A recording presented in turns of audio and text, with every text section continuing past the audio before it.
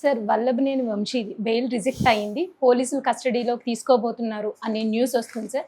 నిజంగా పోలీసులు కస్టడీలోకి తీసుకుంటే కనుక గతంలో రఘురామకృష్ణరాజుని కొట్టినట్టుగా పోలీసులు ఇప్పుడు వల్లభనేని వంశీని కూడా కొట్టే అవకాశాలు ఉన్నాయా?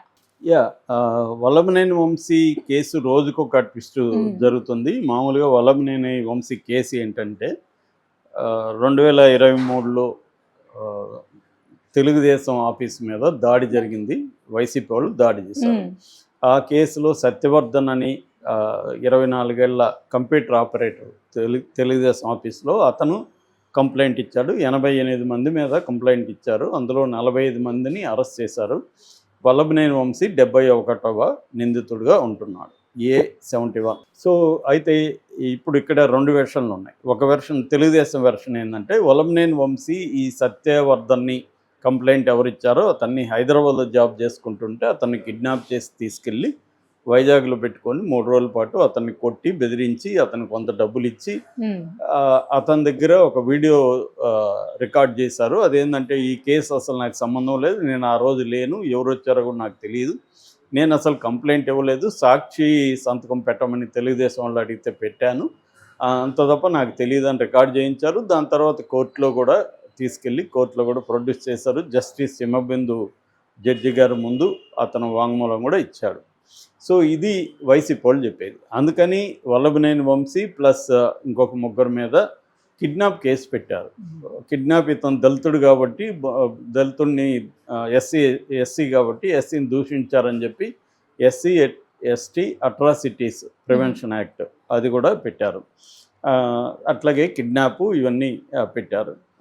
సో ఇవన్నీ కూడా నాన్ బెయిలబుల్ సెక్షన్స్ ఉన్నాయి కాబట్టి ఆయన బెయిల్ కూడా రాదు. మామూలుగా గవర్నమెంట్లు ఏ గవర్నమెంట్లు ఉన్నా మ్యాక్సిమం నాన్ బెయిలబుల్ సెక్షన్లు పెట్టడానికి ట్రై చేస్తారు. సో అలాగే వంశీ మీద కూడా నాన్ బెయిలబుల్ సెక్షన్ పెట్టారు. ఇప్పుడు అతను కిడ్నాప్ కేసులో A1గా అతన్ని చేర్చారు. సో వీళ్ళు ఏమంటున్నారు వైసీపీలో, అసలు మేము కిడ్నాప్ చేయలేదు, ఏం చేయలేదు, అతను ఇప్పుడు అతను ఇలాగ మారిపోయి చెప్పడం వల్ల కేసే ఉండదు కాబట్టి దాన్ని నన్ను ఇరికించారు, అందుకే సత్యవర్ధన్ మీద కూడా మళ్ళీ కేసు పెట్టారు. సత్యవర్ధన్ మీద రమాదేవి అని ఒక తెలుగుదేశం నాయకురాలు ఒక కంప్లైంట్ ఇచ్చింది. అదేంటంటే ఆయన మమ్మల్ని డబ్బులు అడిగాడు, వైసీపీ వాళ్ళు 5 లక్షలు ఇస్తున్నారు, మీరు ఎక్కువ ఇస్తే నేను వాళ్ళ తరపున సాక్షి కోర్టులో అఫిడవిట్ అయ్యాను, మీరు కానీ ఇకపోతే నేను వెళ్ళి కేసును విత్డ్రా చేసుకుంటాను మమ్మల్ని ఇచ్చేశాడు సో అని అతని మీద పెట్టారు. సో ఇప్పుడు అతను పోలీసుల అధీనంలో ఉండారని వైసీపీ ఆరోపిస్తుంది. సత్యవర్ధన్ మీద ఇంకొంతమంది మీద కూడా కేసు పెట్టారు. అంటే ఇక్కడ మనకు మామూలుగా జనాలకు వచ్చే డౌట్లు ఏంటంటే సత్యవర్ధన్ని కిడ్నాప్ చేసిన సత్యవర్ధన్ ఎందుకు కోర్టులో చెప్పట్లేదు, కోర్టులో ఎందుకు చెప్పలేదు, దానికి కారణాలు మేబీ భయపడి ఉండొచ్చు, లేదా డబ్బులు తీసుకున్నప్పుడు చెప్పు, ఈ 2 కూడా జరిగి ఉండొచ్చు, అదొక పాజిబుల్. ఇది రెండోది, అసలు ఈ కేసు పెట్టడమే సత్యవర్ధన్ నిజంగానే ఆ రోజు జనాలు ఆ గందరగోళంలో ఎవరు వచ్చారో ఎవరు అలా అతనికి తెలియకపోవచ్చు. సో కేసు పెట్టించాలి కాబట్టి ఎవరి దగ్గర పెట్టించి ఉండొచ్చు. ఇప్పుడు అతను చెప్పేదాని ప్రకారం నా కేసు ఉంటే నాకు అనవసరంగా నా జాబ్కి ఇబ్బంది కాబట్టి నేను కేసు ఇది నాకెందుకు, అప్పుడెప్పుడో పనిచేశాడు వచ్చేసాడు, అబ్బాయి ఏమి హార్డ్ కోర్ తెలుగుదేశం కార్యకర్త కాదు. సో అనేది ఆ అబ్బాయి పాయింట్ ఆఫ్ వ్యూ. సో ఇది ఇప్పుడు ఏంటంటే ప్రతిదీ ఆంధ్రప్రదేశ్లో రాజకీయం ఏ విషయానైనా వాళ్ళు పొలిటికల్గా 2 ఎక్స్ట్రీమ్ దీంట్లో చీలిపోయి కొట్టుకుంటుంటారు కాబట్టి ఇది కూడా అలా అయిపోయింది. అంటే బేసిక్గా మనకు అర్థమయ్యేది ఏమంటే ఏ ప్రభుత్వం ఉన్నా ప్రత్యర్థుల్ని రాజకీయంగా చంపాలి కాబట్టి వాళ్ళ మీద కేసులు పెట్టడం, వాళ్ళ ఆర్థిక మూలాల్ని దెబ్బతీయడం, ఈ 2 ప్రధానంగా ఉంటాయన్నమాట. అట్లాగే గతంలో వాళ్ళకి సపోర్ట్ చేసిన అధికారుల్ని వేధింపులకు గురి చేయడం. గతంలో అయితే వేధింపులు ఎలా ఉండేవో అధికారుల కంటే వాళ్ళ ఉద్యోగాలు లేకుండా చేయడం, లేకపోతే ఏదో అనామక పోస్టులో వేసేయడం అనేది జనరల్గా జరిగేది. ఇప్పుడు ఏం చేస్తున్నారు, వాళ్ళ మీద కూడా కేసులు పెట్టి వాళ్ళని కూడా ఇది చేస్తున్నారు. అప్పుడు గతంలో ఇది తక్కువ ఉండేది, ఏదో జగన్ అవినీతి కేసులు ఇలాంటి వాళ్ళల్లోనే అధికారులు ఉండేవాళ్ళు. కానీ ఇప్పుడు జగన్ వచ్చిన తర్వాత ఐబి వెంకటేశ్వరరావు లాంటి వాళ్ళని ఎట్లా వేధించడం మనం జగన్ చూసాం. అట్లాగే ఇప్పుడు తెలుగుదేశం నువ్వు నీకంటే ఒక ఆకు ఎక్కువే మేము చదివాం అన్నట్టుగా వీళ్ళు ఇంకా ఎక్కువ మందిని సిస్టమేటిక్గా ఆర్గనైజ్డ్గా ఇంకా పద్ధతిగా జగన్ కంటే అదేదో డైలాగ్ ఉండే అతను పద్ధతిగా కొట్టాడు శ్రద్ధగా కొట్టాడని అట్లాగే శ్రద్ధగా కొట్టే ఆలోచనలో తెలుగుదేశం వాళ్ళు స్టార్ట్ చేశారు. లోకేష్ అదే పనిలో ఉన్నాడు. లోకేష్కి ఏంటంటే చంద్రబాబు మామూలుగా ఈ కైండ్ ఆఫ్ రెవెంజ్లు తీర్చుకోవడంలో చంద్రబాబు మిగతా వాళ్ళతో పోలిస్తే చాలా చాలా తక్కువ. ఆయన ఏంటంటే వచ్చినాక గవర్నెన్సు, పబ్లిసిటీ, తర్వాత సంక్షేమం అనేది చంద్రబాబు జనరల్గా లాస్ట్లో ఉంటుంది. ఆయన ఎన్నికల హామీలు ఇస్తారు కానీ వచ్చినాక ఇప్పుడు సంక్షేమాలకు సంబంధించి ఆయన ఎక్కువ ఇంట్రెస్ట్ తీసుకోవడం. ఆయన ఫస్ట్ ప్రయారిటీ అభివృద్ధి అనేది ఆయన ప్రయారిటీ. సో ఆ విషయాల్లో ఉంటాడు చంద్రబాబు బేసిక్గా. కానీ లోకేష్ అలా ఉండడు కదా. లోకేష్కి ఏంటంటే ఉడుకు రక్తం కావచ్చు, లేదా తనకి పోటీ లేకుండా చూసుకోవాలనే కోరిక కావచ్చు. దాంతో చంద్రబాబు కూడా సరెండర్ అయ్యే పరిస్థితి. ఎందుకంటే చంద్రబాబు కూడా తను ఉన్నప్పుడే లోకేష్ని సీఎం చేయాలి, తను యాక్టివ్గా ఉన్నప్పుడే. చంద్రబాబు కూడా ఆల్రెడీ 75 దాటింది. సో నెక్స్ట్ 80 వచ్చేస్తాయి నెక్స్ట్ ఎన్నికల నాటికి. అప్పుడు ఇంత యాక్టివ్గా ఉంటానో తెలీదు. ఒకవేళ ఉన్నా కూడా లోకేష్ ఇంకా వెయిట్ చేయాలంటే లోకేష్ వెయిట్ చేయడు కదా సీఎం. లోకేష్కి కూడా ఏజ్ వస్తుంది కాబట్టి లోకేష్ని నెక్స్ట్ సీఎంగా చేయాలనేది ఈయనకుంది. దాంతో జగన్ని ముందు పొలిటికల్గా, ఎందుకంటే జగన్కి ఇప్పటికి కూడా 40% ఓట్ షేర్ ఉంది. వీళ్ళు ముగ్గురు గెలిచారు కాబట్టి గెలవగలిగారు. కానీ విడిగా చంద్రబాబు జగన్ మీద గెలిచే పరిస్థితి ఇప్పటికి కూడా ఉందా లేదో తెలియదు. కానీ ఆయనకైతే ధైర్యం లేదు. సో ఈ కాంటెక్స్ట్లో లోకేష్ని సీఎం చేయాలంటే జగన్ అనే ఎలిమెంట్ని పొలిటికల్గా నిర్మూలించాలి అనేది. కానీ అది సాధ్యమా అంటే చెప్పలేము మనం. అది జగన్ మీద, జగన్ని సపోర్ట్ చేసే వాళ్ళ మీద ఆధారపడి ఉంటుంది. రెండోది వీళ్ళు ప్రజలకి ఏమి చేస్తారనేది కూడా ఉంటుంది. ఒక్కొక్కసారి ఏం చేస్తారు ప్రజలు అంటే నెగిటివ్ ఓట్ అంటారు. ఇప్పుడు ఇక్కడ రేవంత్ రెడ్డి మీద రేవంత్ రెడ్డి వస్తాడని ఎవరన్నా కలగన్నారా? ఎవరు కలగనలేదు. కానీ రేవంత్ రెడ్డి రావడానికి పాజిటివ్ ఓటు కంటే కూడా నెగిటివ్ ఓటు పనిచేసింది. కేసీఆర్ మీద ఉండే నెగిటివ్ ఇదే పనిచేస్తుంది. అలాగే కూటమి మీద రేపు నెగిటివ్ వచ్చినప్పుడు ఆటోమేటిక్గా జగన్ పెద్దకు పనిచేయకపోయినా ఆల్టర్నేటివ్ జగన్ ఉంటాడు కాబట్టి జగన్ గెలుస్తాడు.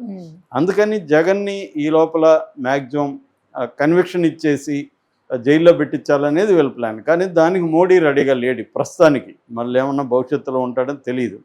సో ఈ కాంటెక్స్లో వంశీ పరిస్థితి ఏంటంటే వైసీపీలో ఉండేవాళ్ళు ఇవాళ మ్యూజిక్ ఫేస్ చేయాలంటారు, ఫేస్ ద మ్యూజిక్ అంటారు. సో ఇది ఫేస్ చేయక తప్పదు. అంటే జైలుకి వెళ్ళాలి, ఇబ్బందులు పడాలి, ఇవన్నీ జరుగుతాయి. ఇప్పుడు అది వంశీ వంతు వచ్చింది. వంశీ మీద ఎవరికి సింపతి కూడా లేదు. ఎందుకు లేదంటే గతంలో వంశీ అతి దారుణంగా భువనేశ్వర్ గురించి, తర్వాత లోకేష్ పుట్టుక గురించి ఇవన్నీ మాట్లాడింది చూశారు. ఆ తర్వాత ఎప్పుడో సారీ చెప్పాడు. కానీ అప్పుడే అసలు మాట్లాడడం ఫస్ట్ తప్పు, రియలైజ్ అయ్యి సారీ చెప్పుంటే సరిపోయింది. అది చేయలేదు. సో దానివల్ల చంద్రబాబు ఎప్పుడూ లేని కన్నీళ్లు పెట్టుకొని ఏడ్చాల్సిన పరిస్థితి ఏర్పడడానికి కారణం ప్రధానంగా వంశీ, కొడాలి నాని ఇలాంటి వాళ్ళు. సో ఇప్పుడు అందువల్ల వంశీకి ఇవన్నీ జరుగుతున్నా కూడా వైసీపీలో కొంత కదలిక ఉండొచ్చు. కానీ అది కూడా జగన్ ఉన్నాడు కాబట్టి సాధారణ ప్రజల్లో వంశీని ఇబ్బంది పెడుతున్నారు అనేది ఏం లేదు. ఇంకా వీడికి కావాలి అన్న ఇదే కనిపిస్తుంది. అది స్వయంకృత అపరాధం. ఎందుకంటే వీళ్ళు ఎల్లకాలం మనమే అధికారంలో ఉంటా ఉన్నట్టుగా రెచ్చిపోతూ మాట్లాడే కల్చర్ ఈ మధ్య బాగా పెరిగింది. వ్యక్తిగతమైన దాడులు జరిగింది. ఇప్పుడు కూడా వంశీ భార్యను పంకశ్రీ ఆమెను అలాగే మాట్లాడుతుంది తెలుగుదేశం వాళ్ళు. ఆమె కూడా మొన్న అదే మాట్లాడింది. కానీ ఆమె మీద కూడా సింపతి లేదు. ఎందుకంటే ఆమె భర్తని ఎందుకు కంట్రోల్ చేయలేదు, అప్పుడు ఒక స్త్రీని మాట్లాడుతుంటే నువ్వెందుకు అనలేదు అనేది ఉంది. ఇక్కడ ఏంటంటే ఎవరికి తేడా లేదు. అధికారంలో ఉన్నప్పుడు ప్రతిపక్షాలని వీళ్ళు ఇబ్బంది పెడతారు తప్ప వ్యక్తిగతంగా మాట్లాడడంలో తెలుగుదేశానికి వైసీపీకి ఏ రకంగా తేడా లేదు. పవన్ కళ్యాణ్ బ్యాచ్ అయితే ఇంకా ఎక్స్ట్రీమ్ వాళ్ళు దాడులు కూడా చేసే బ్యాచ్. ఎందుకంటే లంపెన్ యూత్ ఉంటారు పవన్ కళ్యాణ్ దీంట్లో. సో అంటే ఓవరాల్గా రాజకీయాలన్నీ అధమ స్థాయిలో నడుస్తున్నాయి కాబట్టి ఇదా నడుస్తుంది. ఇప్పుడు వంశీ పరిస్థితి ఏంటి? వంశీ బెయిల్కి అప్లై చేశాడు. బెయిల్ అతనికి రావడం వెరీ డిఫికల్ట్ థింగ్. గురువారానికి పోస్ట్పోన్ చేశారు కానీ బెయిల్ అయితే రాదనేది సర్కిల్లో వినిపిస్తున్న మాట.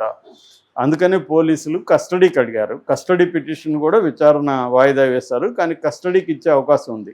కస్టడీకి అడగడానికి గ్రౌండ్స్ ఏంటంటే మేము దీన్ని సీన్ రికన్స్ట్రక్ట్ చేయాలి, క్రైమ్ని రికన్స్ట్రక్షన్ అంటారు కదా, రికన్స్ట్రక్ట్ చేయాలనేది అంటున్నారు. కానీ వంశీ ఆర్గ్యుమెంట్ ఏమంటే ఆల్రెడీ సత్యవర్ధన్ వాళ్ళ దగ్గరే ఉన్నాడు, పోలీసుల దగ్గరే, మళ్ళీ సీన్ రికన్స్ట్రక్షన్ అవసరం ఉంది అనేది అతని ఆర్గ్యుమెంట్. మరి ఎవరి ఆర్గ్యుమెంట్ని ఏం చేస్తారని చూడాలి. సో రెండోది ఎస్సీ ఎస్టీ కోర్టులో కూడా సెల్ఫ్ అఫిడవిట్ వేశాడు, ఈ కేసుకు నాకు సంబంధం లేదు, నేను కిడ్నాప్ చేయలేదని. ఈ లోపల ఇద్దరు వీడియోలు కూడా రిలీజ్ చేసుకున్నారు. ఆ వీడియోల్లో కూడా ఒకరి మీద ఒకరు చేసుకోవడం, తర్వాత అతను ఇచ్చిన అఫిడవిట్ని, సత్యవర్ధన్ ఇచ్చిన అఫిడవిట్ని వీళ్ళు రిలీజ్ చేయడం, పోలీసులు సత్యవర్ధన్ తీసుకెళ్తా ఉండే వీడియో వీళ్ళు రిలీజ్ చేస్తే సత్యవర్ధన్ వంశీ లిఫ్ట్లో ఉన్న వీడియోని వీళ్ళు రిలీజ్ చేశారు. ఇలాగా ఇవన్నీ ఇప్పుడు మన ప్రజల రెండు రకాలు ఉంటాయి. ఒకటి, ఒక కేసుని లీగల్గా ఎలా చూస్తారు, పొలిటికల్గా ఎలా చూస్తారు అనేది. ఇప్పుడు ఏంటంటే మనకున్న ఈ మధ్యకాలంలో అల్లు అర్జున్ విషయం ఇవన్నీ కూడా చూస్తే లీగల్గా అనేది వీళ్ళకి సంబంధం లేదు. ముందు పబ్లిక్లో డ్యామేజ్ ఎలా చేయాలనేదే ప్రధానమైన ప్రయారిటీ. లీగల్గా నిలబడవని ఇట్లాంటివి వాళ్ళకి కూడా తెలుసు, కానీ ఈ లోపల పబ్లిక్లో ఒకరి మీద ఒకరు డ్యామేజ్ చేసుకోవడానికి ట్రై చేస్తున్నారు.